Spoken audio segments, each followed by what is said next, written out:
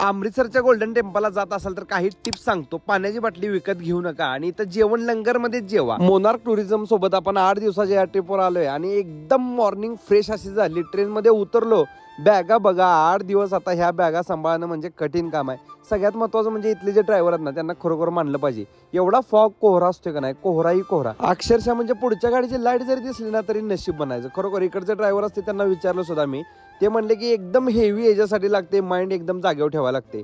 हॉटेलला गेलो, हॉटेल क्वीन्सलँडला अमृतसरमध्ये चेक इन केलं, नाश्ता दबाके गेला, सगळ्यांनी आवरला. आणि आता सगळ्यात महत्वाचं पॉझिटिव्ह आणि फ्रेश वाईब घ्यायला जायचं होतं आपल्याला अमृतसरच्या फेमस गोल्डन टेम्पलला. मोनार्क टुरिझमच्या पॅकेज मध्येच या बसेस होत्या, ज्या की चंदीगड मध्येच आपण घेतल्या होत्या. व्यवस्थित लाईन करून सर्व स्टुडंट्सनी, डॉक्टर्सनी म्हणजे थोडक्यात जायचं ठरवलं आणि तसं गेलो. पण मंदिरात मध्ये आतमध्ये जाताना डोक्याला बांधायला लागते, पण इथं लोक ते 20-20 रुपयाला विकत घेतात. पण तसं करू नका. मंदिराच्या बरोबर समोर ना जे आतमध्ये घालून जायचं डोक्याला बांधून ते मिळते, पण बऱ्यापैकी लोकांना माहित नसते म्हणून ते बाहेरच परत विकत घेतात. पाण्याची बाटली पण विकत घेतात. खरं आतमध्ये, मंदिराच्या आतमध्ये सुद्धा तुम्हाला शुद्ध पिण्याच्या पाण्याची सोय त्यांनी केलेली आहे मंदिरातर्फे.